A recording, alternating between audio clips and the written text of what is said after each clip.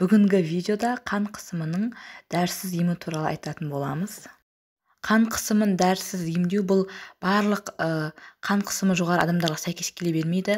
Бұл тек өзінің көрсеткіштері бар. Яғни қан қысымның жоғарғы қалыпты көрсеткішінен бастап, алдыңғы видеода айтып кеткендей, яғни 140 пен 150-дің арасындағы қан қысымы бар адамдарда, және ол қан қысымы тек қан қысымы ғана болып, басқа қосымша нысана мүшелерде, көзде, бас мида, жүректе ешқандай зақымдаулар болмаса және қауіп факторы аз болатын адамдарда осы дәрісіз емдеу бірінші кезеңде көрсетіледі. Ең бірінші ол тұзды шектеу. Қан қысымы жоғары адамдардың тәуліктік тұзды қабылдау мөлшері 5 грамм болу керек. Яғни ол 1-1,5 шай қасық. Сонымен қатар тұздар көп мөлшерде бізге фастфуд өнімдермен, басқа да кондитерлік өнімдермен жасырын түрде өтіп кетіп жатады. Соны да бақылап отыру керек. Тұздың негізгі зияны ол тұз негізінен ол организмге натрий хлорид болып жиналады. Тұздың көп мөлшері қан тамырларының бойына жиналып қала жатты. Сол жерде қан тамырларының бойында тұрып қалып, ол өзіне көп мөлшерде суларды тартады, организмде су тартады. Ал ол су өз кезегінде қан тамырларды ісіндіреді, және соның әсерінен қан тамырлары тарылып, қан қысымы көтеріледі.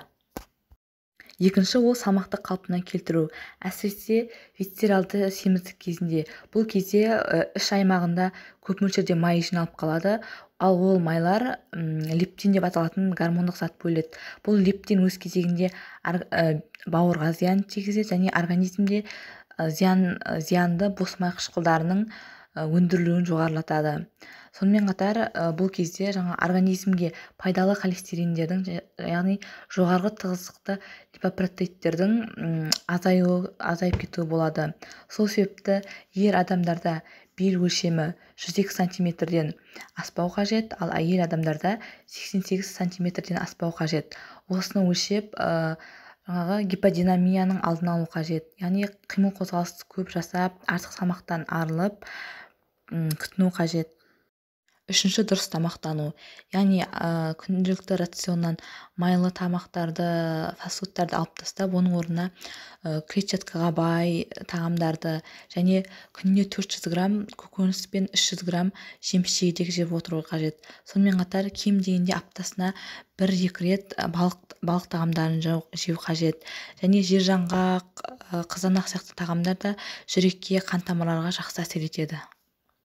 Төртінші пункт шылым шегу. Егер сіз шылым шегетін болсаңыз, оны міндетті түрде доғарыңыз. Себебі темекінің құрамында никотин улы зат, ол түтін арқылы организмге кіреді, қан тамырларын тарылтады, сөйтіп артериялық қан қысымын көтереді.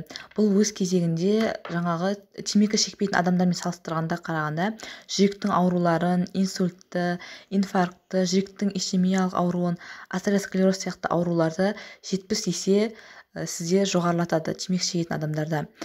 Сонымен қатар темекі шеккен кезде 5 минуттан кейін қан қысымы 30 мм сынап бағанасына дейін көтерілетіні анықталған. Әрине, шылым шегуді тоқтату өте қиын, бірақ бұл 100% мүмкін нәрсе. Шылым шегуді бірден қойып кеткеннен кейін организмде әртүрлі қиын жағдайлар болуы мүмкін. Тамаққа тәбетінің жоғарылауы және тыныс алу жолдарында жөтел тітіркеніп, жөтел туғызуы мүмкін. Бірақ бұл тек уақытша ғана болатын нәрсе. Одан кейінгі 5-ші спорт және физикалық жаттығулар. Аптасына кем дегенде 5-7 рет 30 минуттан немесе 60 минуттан 3 рет осы спортпен, физикалық жаттығулармен айналысып тұру қажет.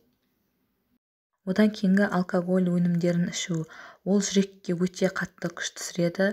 Ол күштің әсерінен жүректе қатты соғу және жиі жиырылу пайда болады. Соның әсерінен жүректе қанды көп мөлшерде айдап, қан қысымы жоғарылайды. Одан кейін ұйқы. Яғни күніне 7-9 сағат ұйықтау өте маңызды. Ол адам дұрыс ұйықтамағының әсерінен де оның жұмыс жасау қабілетінің төмендеуі, есте сақтау қабілетінің төмендеуі, көңіл күйінің түсуі және стресске бейім болуы осы ұйқының дұрыс болмау салдарынан жүреді. Одан кейін осы стресс күйзелістерден аулақ болу қажет. Ондай жағдайларда адам өзіне көңіл бөлу қажет. дұрыс ұйықтап, дұрыс тамақтанып, таза ауада серуендеп, өзіне ұнайтын музыканы тыңдап, өзінің ұнайтын ісімен айналысып, өзін қалыпқа келтіру қажет. Одан кейін су ішу. Біздің организміміздің 2 бөлігі судан тұрады. Су арқылы біздің организмімізде әртүрлі химиялық реакциялар, зат алмасу процестері орын алып тұрады. Суды қалай ішу керек? Суды біз организміміз қай кезде қажет етеді, сол бойынша ішу қажет. Яғни біздің организміміз бізде сусыздану болып жатқан кезде шөлдеу арқылы бізге белгі береді. Және ең соңғы ол қан қысымын көтеретін кейбір сусындар мен дәрі-дәрмектерден аулақ болу.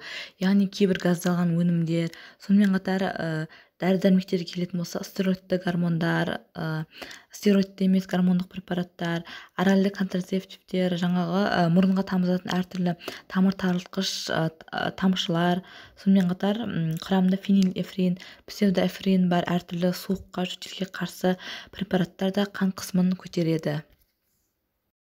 Егер сіз осы айтылғандардың бәрін ұстанатын болсаңыз, яғни өмір салтыңызды өзгертетін болсаңыз, онда сіз 3 айдың немесе 6 айдың көлемінде қан қысымыңызды қалыпқа келтіре аласыз.